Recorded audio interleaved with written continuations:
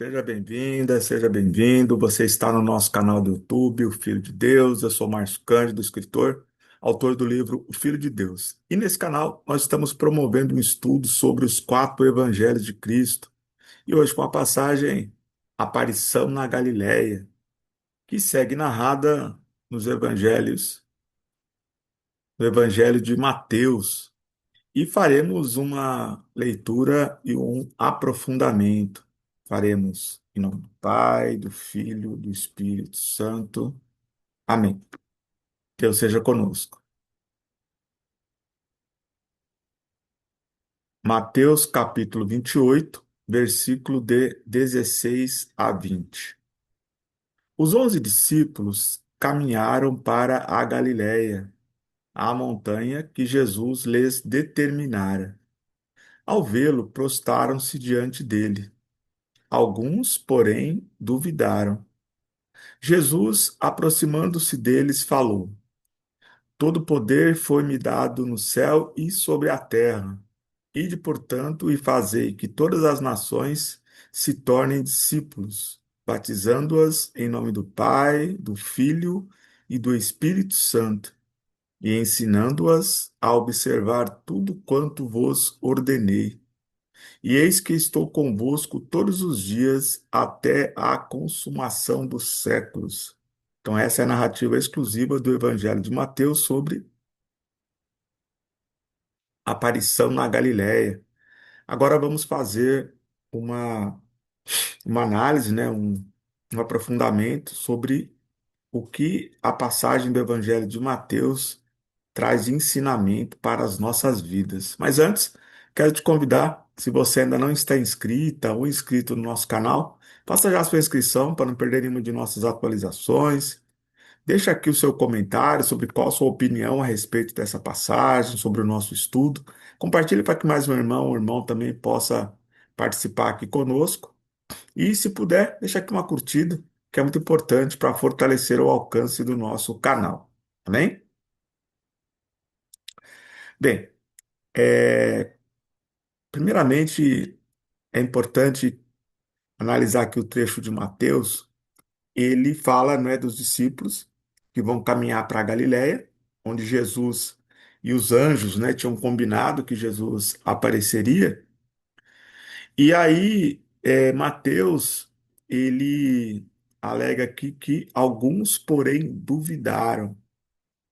Se você está acompanhando aqui os nossos estudos, no vídeo anterior, nós falamos sobre a primeira aparição aos discípulos. E Mateus, ele não traz a sua narrativa no mesmo tempo em que Marcos, Lucas e João.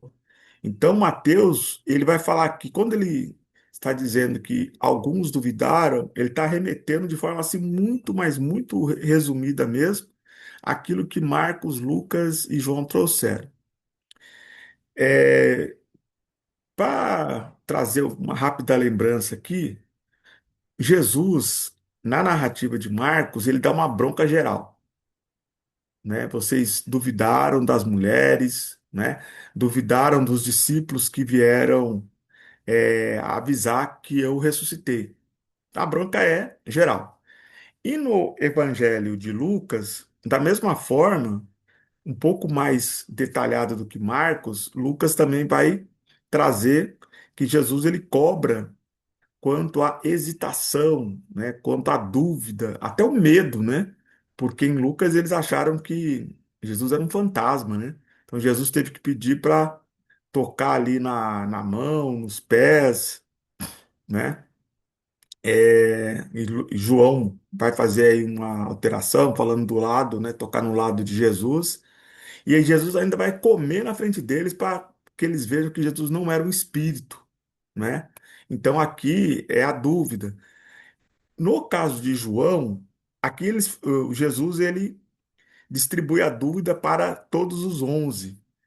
João ele traz um detalhe, né? Então ele divide a sua narrativa em duas etapas e Tomé ele não está na primeira aparição e aí ele duvida quando os discípulos contam, né? Aí depois Jesus volta a aparecer, né? E aí Tomé vê e crê. E Jesus cobra essa hesitação de Tomé, né? Felizes aqueles que creram sem ter visto, né? Agora, Mateus, aqui, se você não lê Marcos, Lucas e João, você não vai saber do que Mateus, o que Mateus está querendo afirmar aqui, né? Então, é uma forma sucinta dele trazer à tona aquilo que os outros escreveram de forma mais detalhada. Amém? Bem, aqui encerra o Evangelho de Mateus, né? Então, quando Jesus fala, Jesus aproximando-se deles falou. Aqui é o último discurso de Jesus, né? Aqui Mateus encerra o seu Evangelho. E aqui nós vamos perceber que na narrativa, no discurso, né, de Jesus, ele vai trazer para si todo o poder dado no céu e sobre a terra, né? E no Apocalipse, ele ainda vai mais adiante, né? Na terra, no céu e nos infernos, né? Ele vai ter a chave do Hades depois da sua ressurreição. Então aqui Jesus ele já se retrata de forma soberana, né? Todo o poder sobre o céu e a terra. E aqui também, no discurso de Jesus, tem um elemento da missão apostólica, né? Então, quando ele fala, fazei que todas as nações se tornem discípulos. Aqui, Jesus, ele está dando um novo contorno, né? Porque os judeus, eles não tinham uma missão apostólica. Os judeus, para eles, basta entre eles o conhecimento da palavra. Eles estavam um pouco preocupados que todo o resto do mundo poderia perecer, perder a sua alma. E muitas vezes, na maioria das vezes, por ignorância, né, por não ter acesso à palavra. E aqui Jesus ele ensina diferente, né? Ele fala a todas as nações, sem escolha, né, que todas as nações se tornem discípulos. Então aqui está o elemento apostólico da missão dos discípulos, né? Os apóstolos. E aqui também Jesus ele ensina a fórmula, né, de batizar em nome do Pai, do Filho e do Espírito Santo, aquilo que a igreja chamaria depois de Santíssima Trindade, né? Então Jesus ele nos ensina aqui então essa fórmula do Pai, Filho e Espírito Santo.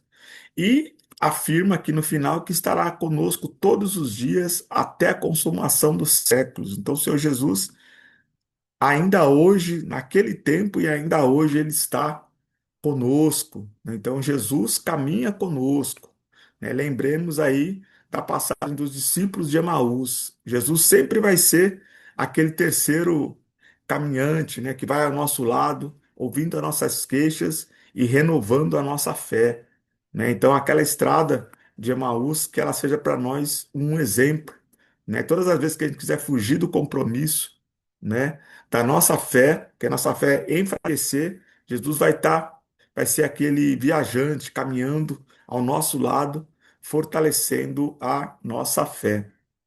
Amém?